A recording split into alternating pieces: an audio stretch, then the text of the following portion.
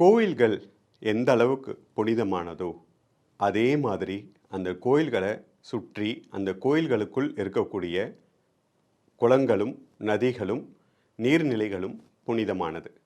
நம்ம காலம் காலமாக ஒரு பெரிய தவறு செய்துட்ருக்கோம். இது எத்தனை பேருக்கு தெரியும்? நிறைய பேருக்கு தெரியும். ஆனால் இதை நிறைய பேர் சொல்லி நானே கேட்டதில்லை. அப்புறம் எப்படி உங்களுக்கு தெரியும்? இப்போ பொதுவாக நம்ம சனீஸ்வர பகவானை எடுத்துக்குவோம். சனீஸ்வர பகவானை வணங்க போகும்போது அந்த கோயில்களில் எண்ணெய் வைத்து குளித்து அந்த இதில் நீராடி என்ன பண்ணுவாங்கன்னா அவங்களோட துணிகளை அப்படியே கழட்டி போட்டுட்டு வந்துடுவாங்க. இதை எங்கு யார் எப்படி உருவாக்கினாங்க அப்படின்றது தெரியல. இது எவ்வளோ பெரிய தீமையானது அப்படின்றது நிறைய பேருக்கு தெரியல.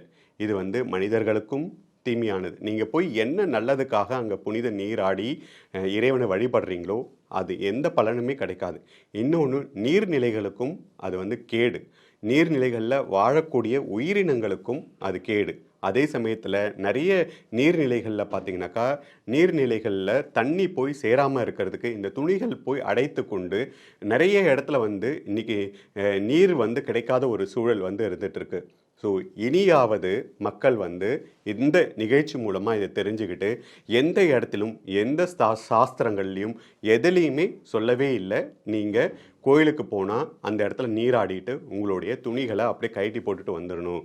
பித்ருக்களுக்கு நீங்கள் தர்ப்பணம் கொடுக்க போனாலோ அல்லது வேறு ஏதாவது அவங்களுக்கு ஈமக்கிரியை செய்ய போனாலோ கடலில் குளிச்சுட்டு நீங்கள் அப்படியே துணியை கழட்டி போட்டுட்டு வரணும் அப்படின்றது எந்த சாஸ்திரத்திலும் எதுலேயுமே கூறப்படவே இல்லை. அப்படியே யாராவது சொன்னாலும் நீங்கள் விஞ்ஞான ரீதியாகவும் கொஞ்சம் யோசிக்கணும். இது எந்த அளவுக்கு நீர்நிலைகளுக்கும் அதில் வாழக்கூடிய உயிரினங்களுக்கும் கேடு அப்படின்றதையும் நம்ம யோசிக்கணும், அவங்களுக்கும் எடுத்து சொல்லணும்.